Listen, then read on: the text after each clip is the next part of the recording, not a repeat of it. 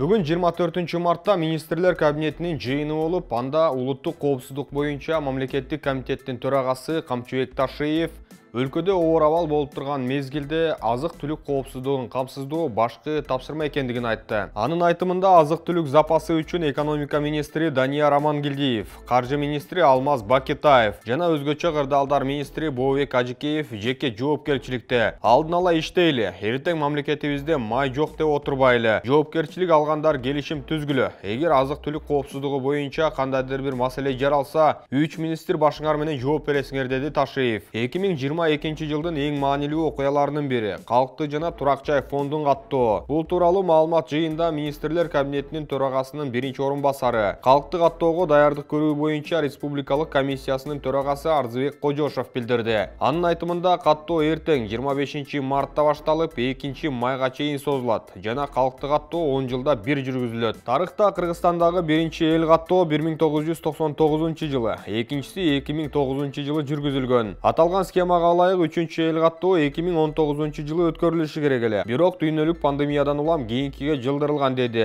Кожошов белгилегендей, эл каттоо мамлекет үчүн социалдык, экономикалык жана саясий жактан чоң мааниге. 1 апрелден тарта өлкөдөгү аскер кызматкерлери жана укук коргоо органдарынын айлыгы көтөрүлбөйт. Бул тууралуу министрлер кабинетинин 24 марттагы отурумунда белгилүү болду. Акылбек Жапаровдун айтымында, дарыгерлер менен мугалимдердин айлыктары 2 эсеге артта калып калган. Былтыр укук коргоо органынын, аскер кызматкерлеринин айлыктарын теңедик. Милиция менен жолугушканда да айттым, чыдап берсеңиздер. Азыр милиция кызматкеринин эң аз айлыгы 10-12 миң сом алып жатат. Ал эми дарыгерлер менен мугалимдердин айлыктары 2 эсеге артта калган. Жакынкы учурда президенттин буйругунун негизинде 309 миң мугалим менен дарыгердин, маданият кызматкерлеринин, илим тармагындагы адистердин айлыктарын көтөрүп жатабыз. Салык кызматы ушундай темп менен салыктарды чогулта берсе, 4 квартал менен коргоо органы менен милициянын да айлыгын көтөрөбүз деген ниетибиз бар, деди. Белгилей кетсек, буга чейин күч түзүмдөрүндө кызмат өтөгөн кызматкерлердин айлыктары 1 апрелден тарта көтөрүлөрү айтылган. Ал эми УКМКнын төрагасы Камчыбек Ташиев өлкөдө 10 миңдеген аскер кызматкерлери жана укук коргоо кызматкерлери бар экендигин айтып, алар 1 апрелден тарта айлык көтөрүлөт деп күтүп жатышкандыгын белгиледи. Биз муну ачык айтышыбыз керек. 1 апрелден баштап биздин айлык акы көтөрүлбөйт. Себеби алар муну күтүп жатышкан. Биз алардын айлыгын 1 августтан тарта көтөрүлөт деген планды киргизип жатабыз, деди Ташиев.